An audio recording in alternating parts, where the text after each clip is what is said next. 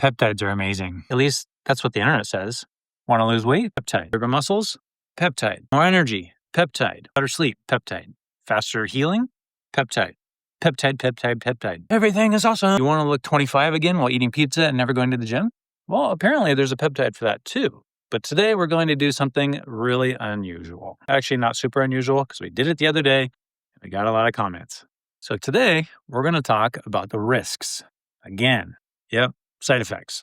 And the questions that somehow never make it into the advertisements. You see, every health trend follows the exact same pattern. First, it's a miracle. Then everybody starts selling it. Then everybody starts making ridiculous claims. And then 5 years later, there's a lawyer commercial. Did you take such and such? You may be entitled to compensation. I'll fight for you. I'm not saying peptides are bad. I'm saying we've seen this movie before. A lot, actually. The problem is that when something promises better recovery, faster healing, more muscle, more energy, fat loss, longevity, anti-aging, all in one package, people stop asking questions. And that's where things, can get kind of dangerous. But wait, this has been around for a long time and there's a lot of studies. Have they? Are there? We don't know what we don't know. Some peptides have decent research. I'll give you that. Others have very limited long-term human data. And that is important because human beings have this weird habit of doing things mice don't, like paying taxes and getting married and arguing with strangers on Facebook. So when someone says there's a ton of research, my next question is, research on who? Mice, rats, humans? How many humans? For how long? 6 months? 6 weeks? 2 years? 20 years? Because side effects discovered after 6 months or shorter are very different than side effects discovered 20 years later. And number 2, growth isn't always good. One of the biggest selling points of many peptides is growth. More healing, more repair, more regeneration. Sounds fantastic. But here's the uncomfortable question. What if something grows that you don't want growing? Your immune system is constantly identifying and destroying abnormal cells. I eat cancer every day right now. So if we're taking something that stimulates growth pathways, tissue repair pathways, or cellular signaling pathways, should we at least be asking questions about the cancer risk? And we talked about this before, and the answer is absolutely. And before the internet loses its mind, I'm not saying peptides cause cancer. I'm saying it is a question worth asking, and that is one of the biggest potential risks. Do your benefits outweigh those risks? I'm just saying it is a question worth asking. Because if we're stimulating growth in one area, we should understandably exact that it might be causing something else somewhere else. Now, if we're talking about side effects of Ozempic, Mounjaro, semaglutide, trizepeptide, people absolutely lose weight. But some people also experience nausea, vomiting, constipation, diarrhea, stomach pain, acid reflux, food aversions, which is why they lose weight, and sometimes they just stop eating, and sometimes it doesn't come back. And this will often cause muscle loss. Now, this one concerns me. People celebrate losing 30 pounds. Fantastic.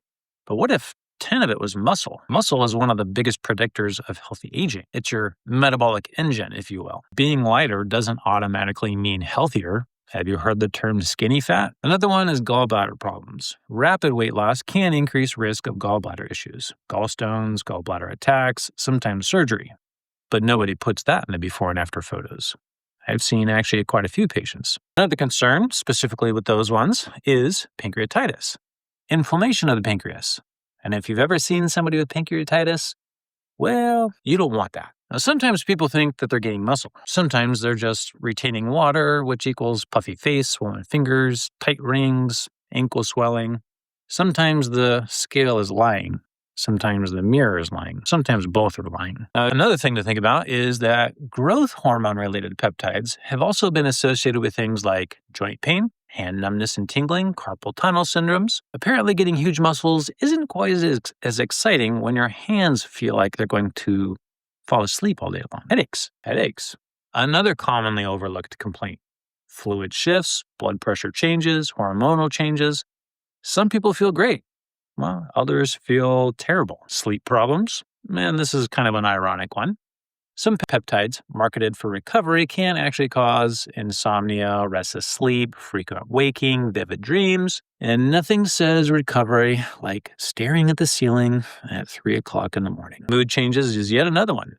People don't talk enough about mood changes. Anxiety, irritability, mood swings, agitation, because hormones don't just affect your body, they affect your brain. And here's another one. What about your heart? Because that's kind of important. Some peptides can affect heart rate, blood pressure, fluid retention.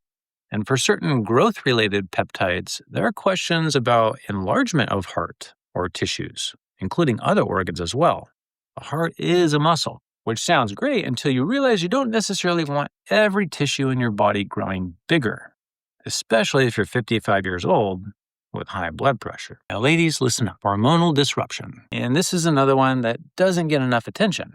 Many peptides work by stimulating hormone pathways. Remember, they're signaling molecules. They trigger something. And whenever you stimulate hormones, you have to ask one simple question. What happens to your body's natural production? Could it suppress something, alter feedback loops, create dependency? We simply don't fully understand all the effects yet. And here's another thing. You are genetically unique. God made you how you are. What works beautifully for one person may be a disaster in another. We don't respond all the same way. That's why some people tolerate therapies or treatments perfectly. Others develop side effects nobody expected.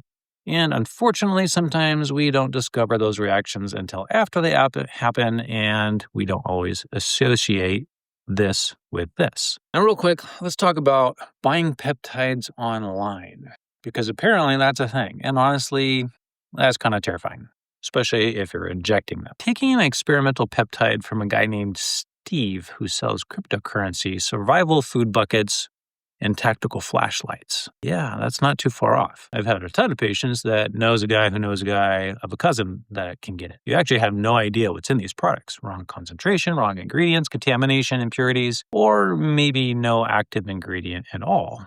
It's kind of like with certain supplements, are you just getting expensive toilet water? The next one is my personal favorite, the easy button mentality. This may actually be the biggest risk, not the peptide, the mindset. We've become obsessed with shortcuts. People want peptide abs. They don't want vegetable abs. People want peptide energy. They don't want sleep energy. People want peptide weight loss. They don't want to stop eating cheesecake at 10 o'clock at night. And look, I get it. If there was a peptide that let me eat pizza every day and wake up looking like I was 25 again, I'd be interested too. But health doesn't work that way, at least not without consequences. So are peptides good or bad? Wrong question. The better question is, are the benefits worth the risks for you? Because that's different for everyone. There are situations where peptides do make sense, but there are situations where they absolutely do not. But what concerns me is when people hear about the benefits, they tend to completely ignore the risks. And that's not healthcare, that's marketing. The healthiest people I know usually do really boring things. They sleep, they exercise, they manage stress. They eat real food. They don't spend all day looking for shortcuts. And honestly, that's probably the least exciting health advice you will hear all week or all year or all decade. Who knows? But it's also the advice that has stood the test of time. Now remember, if something sounds too good to be true, it probably comes with side effects nobody's advertising.